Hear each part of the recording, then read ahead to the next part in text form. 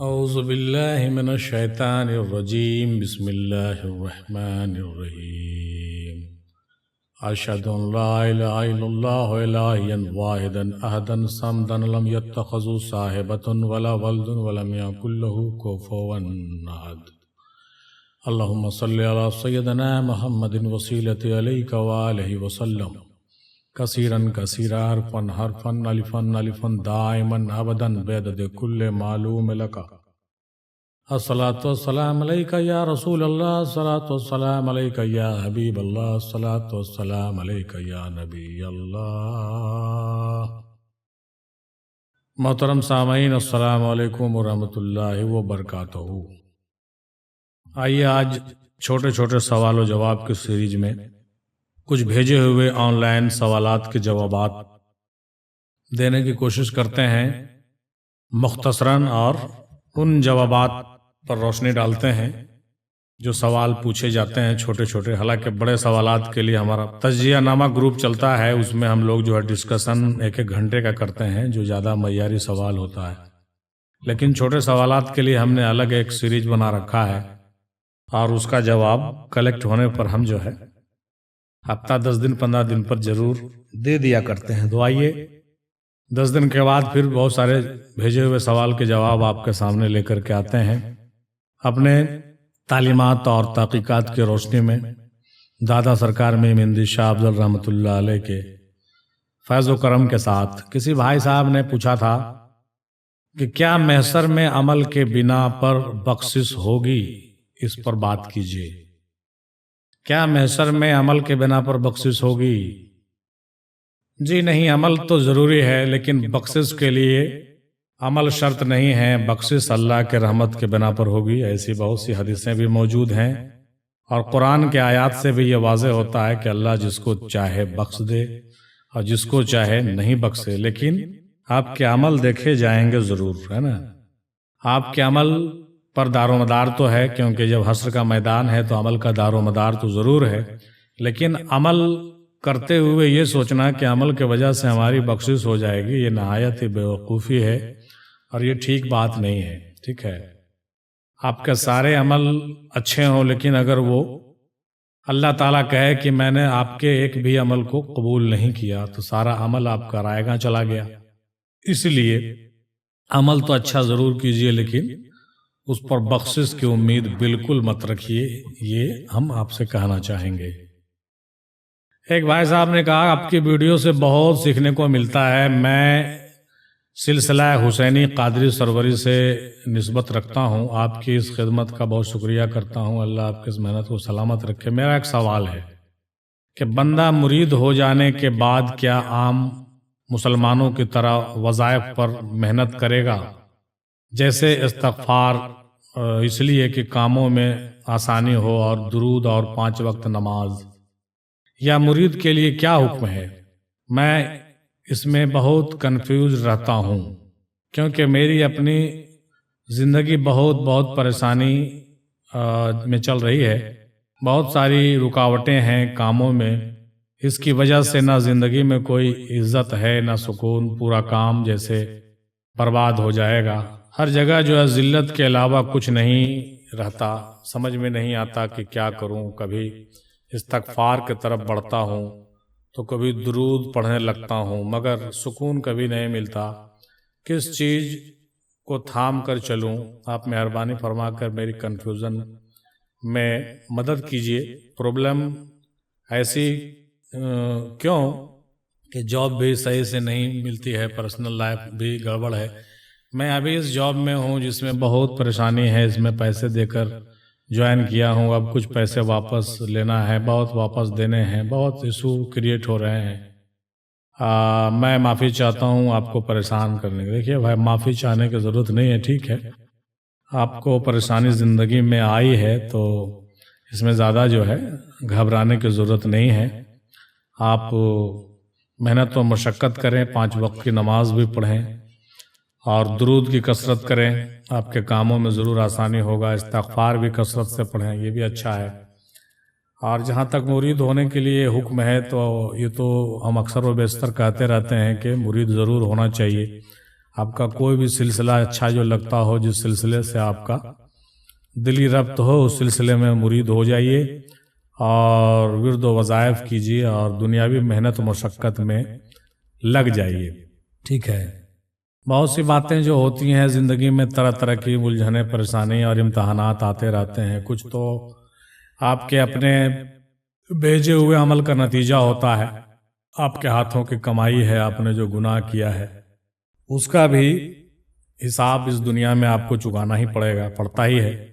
اور اگر اس راستے میں آتے ہیں تو ایمان کے راستے میں جب داخل ہوتے ہیں تو پھر اللہ تعالیٰ بھی آپ کو امتحان سے گزارتا ہے. تو پتہ نہیں آپ کے حالات کیا ہیں، پازیٹیو نگیٹو کیا ہیں، لیکن گھبرانے کی ضرورت نہیں ہے. اگر عذاب الہی بھی ہے تو کثرت سے استغفار کریں، پرانے گناہوں سے توبہ کریں، پرانے گناہوں کو یاد کر کے اس کو اپنے دل سے نکالیں اور اللہ سے معافی کے خواستگار رہیے. بالکل صدق دل سے توبۃ النصوحہ کیجیے، اپنے غلطیوں کا احساس کیجیے، اور جن لوگوں کے ساتھ آپ نے دقت کی ہے، جن کا آپ نے حق مارا ہے، ان کے حق کو ادا کیجیے، ان سے بھی معافی کے طلبگار ہوئیے، ہے نا.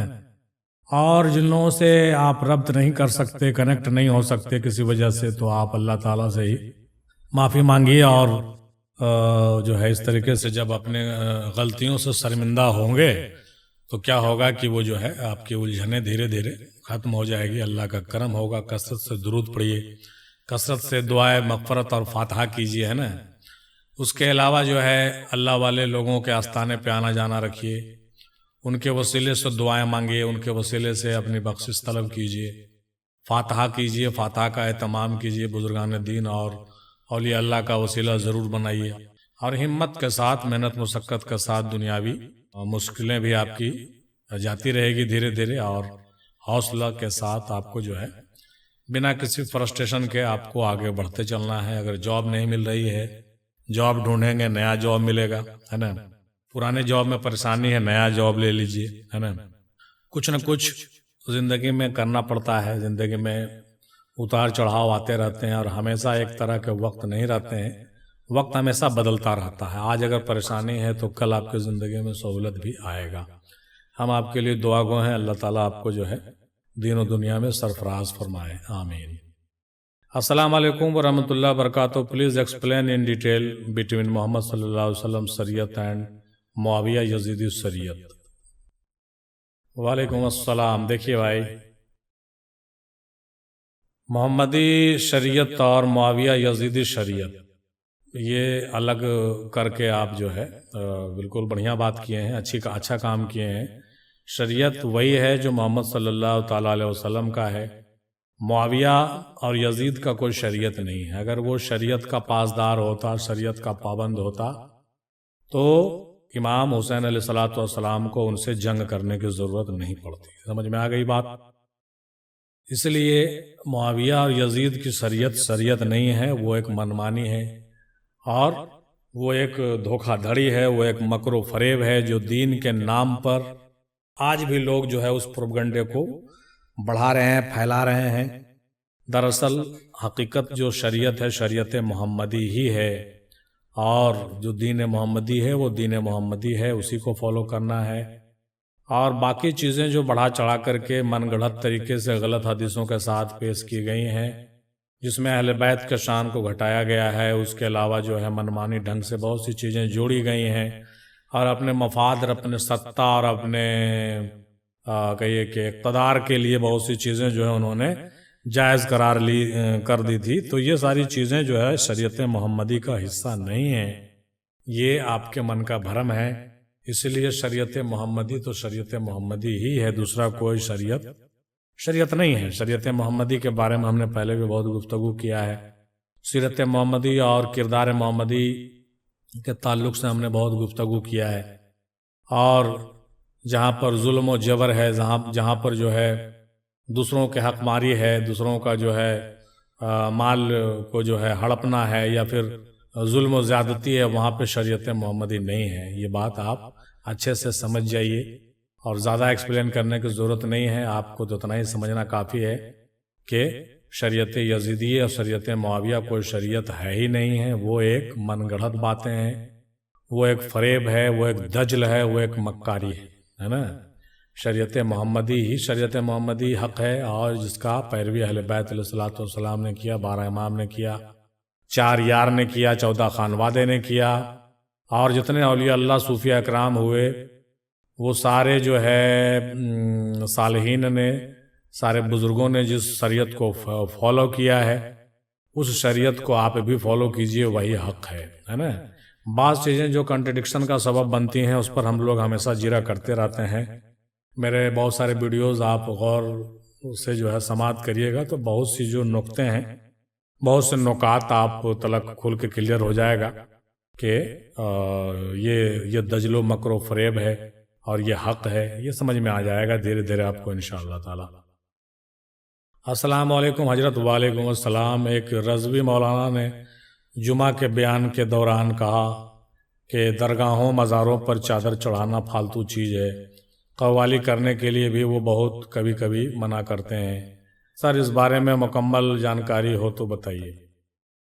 دیکھیے بھائی، رضوی مولانا ہو یا قادری مولانا ہو اس سے کوئی بحث نہیں ہے۔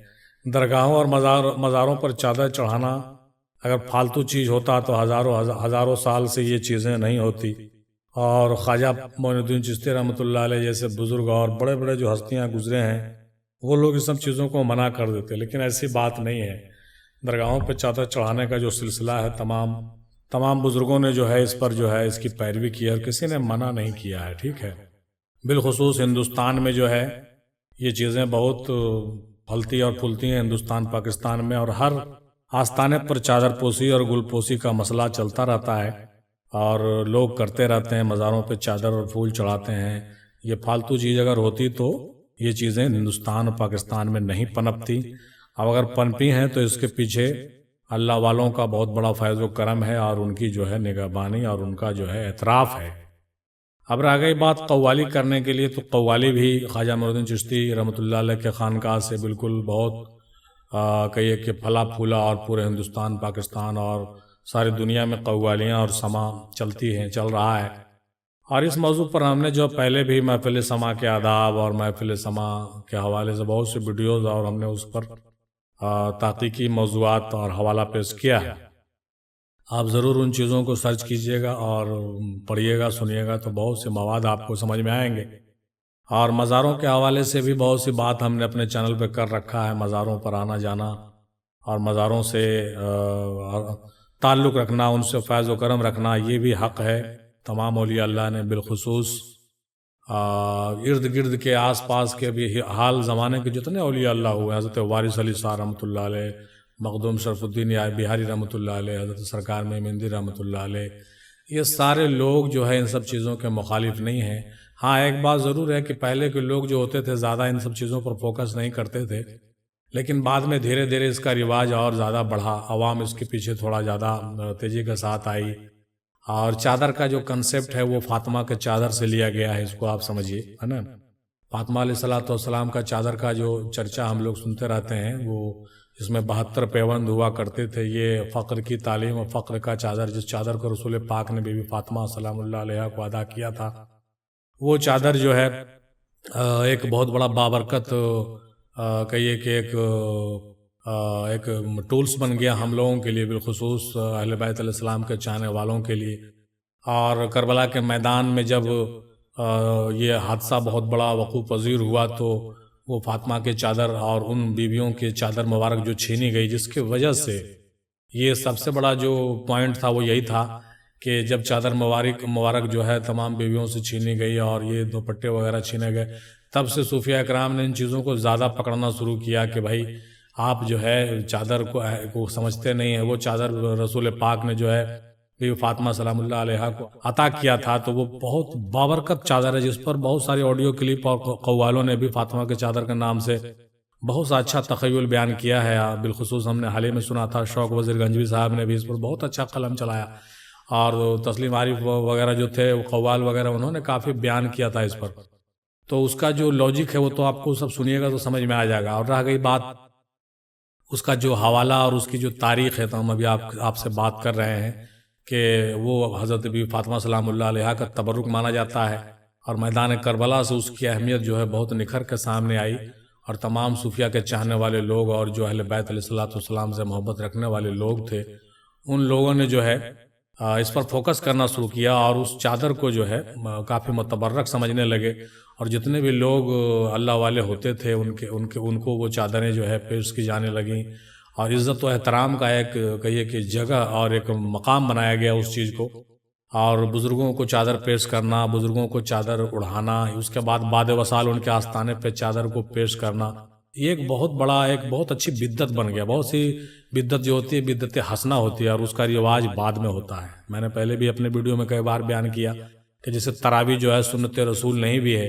لیکن حضرت عمر نے اس کو شروع کر دیا تو وہ بدعت جو ہے حسنہ بن گیا، تو آج لوگ اس سے فیض یاب ہو رہے ہیں کہ نہیں ہو رہے بتائیے۔ اسی طریقے سے مائک پر اذان دینا، یہ کیا کوئی پرانی بات تھوڑی تھی؟ ہم نے اس کو جو ہے جب مائک کا ایجاد ہوا تو ہم لوگوں نے اذان دینا شروع کیا تو ایک بدعت حسنہ بن گیا تاکہ لوگوں تک اس کی آواز پہنچے۔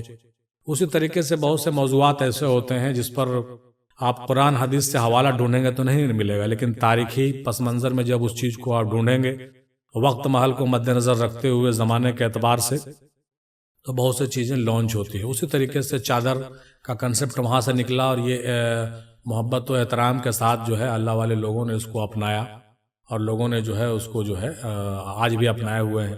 اسی طریقے سے آپ یہ کہیں کہ قوالی اور سما کا جو رواج گرچہ بہت پہلے سے نہیں ملتا ہے، لیکن رسول پاک نے دف بجانے وغیرہ کو کبھی منع نہیں کیا ہے نا۔ مختلف ویڈیوز اور تواریخی کتب میں یہ ساری چیزیں حدیث میں بھی آپ کو ملتی ہیں، تو جب منع نہیں کیا تو وہ چیزیں جو ہے اللہ والوں نے اس کو اپنے پوزیٹیو وے میں یوز کیا۔ بالخصوص ہندوستان کے کلچر میں جب باجا گاجا یہ سب چیزیں یہاں پر موجود تھیں، یہاں کا یہ سنسکار یہ کلچر رہا ہے ہندوستان، تو حضرت خواجہ معین الدین چشتی رحمۃ اللہ علیہ نے انہی چیزوں کو استعمال کر کے جو ہے اللہ کے پیغام کی طرف لوگوں کو بلایا، اور آپ نے سنا کہ 90 لاکھ سے زائد مسلمان ہوئے، ہندو لوگ بھی مسلمان ہوئے۔ تو کہنے کا مطلب کہ جہاں پہ جو چیزیں بدعت قبیحہ ہے اس کو بند کرنا پڑتا ہے، اور اللہ والے اس کو بند کروا دیتے ہیں، لیکن جہاں پر بدعت حسنہ بن جائے کوئی چیز اور جس کے لیے صدقہ جاریہ ہو جائے، تو جس سے منافع ہو عوام کو، اور جو اللہ اور رسول کی طرف زیادہ سے زیادہ راغب کرنے کی جس کا ایک یہ بن جائے، تو ان چیزوں کو بدعت حسنہ کہا گیا ہے۔ اس سے انکار نہیں کر سکتے ہیں۔ اگر آپ اس سے انکار کریں گے تو بہت سی چیزیں آپ کو چھوڑنی پڑے گی۔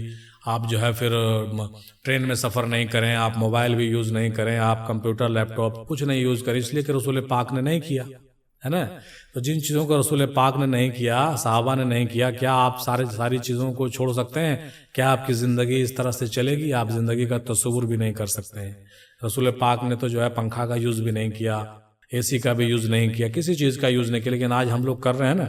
تو کہنے کا مطلب زمانے کے اعتبار سے بہت سی چیزوں کو جو ہے مطلب کہیے کہ ڈیولپ کیا جاتا ہے، اور جن چیزوں سے اللہ رسول کی محبت میں اضافہ ہوتا ہے ان چیزوں کو اللہ والوں نے جو ہے ڈیولپ کیا، اور آج یہی وجہ ہے کہ پورے دنیا میں ہند و پاک اور پورے جو ہے برصغیر اور دیگر ممالک میں تمام دیکھیے کہ جو ہے اللہ والوں کے لیے چادر پوسی اور گل پوسی کا اہتمام ہوتا ہے، خانقاہوں میں لنگر ہوتا ہے، اس کے علاوہ جو ہے سما کا پروگرام ہوتا ہے، رقص بھی ہوتا ہے، دھمال بھی ہوتا ہے۔ یہ ساری چیزیں بالکل مدلل ہیں، اس سے آپ انکار نہیں کر سکتے، اور مختلف الگ الگ ویڈیوز میں ہم نے جو ہے ہمیشہ سے حوالہ دینا شروع کیا ہے، اور ہم نے مکمل طور پر تمام چیزوں کا حوالہ پیش کیا۔ اب میرے چینل پر اگر آپ ہیں تو آپ سرچ کر کے ان موضوعات کو آپ ڈیٹیل سے آپ دیکھیں گے تو بہت زیادہ طریقے سے آپ سیٹسفائی ہو سکیں گے، چونکہ ابھی ہمارا سیریز چھوٹا عنوان ہے، اس لیے ہم چھوٹے طریقے سے ان چیزوں کا جواب آپ کو دے رہے ہیں تاکہ آپ کو تصفی ہو جائے، ہے نا۔ اور باقی مکمل جانکاری کے لیے آپ اس موضوع پر بہت ساری کلپ ہماری موجود ہے، ضرور ملاحظہ فرمائیے گا۔ اللہ تعالیٰ آپ کو رشد ہدایت عطا فرمائے۔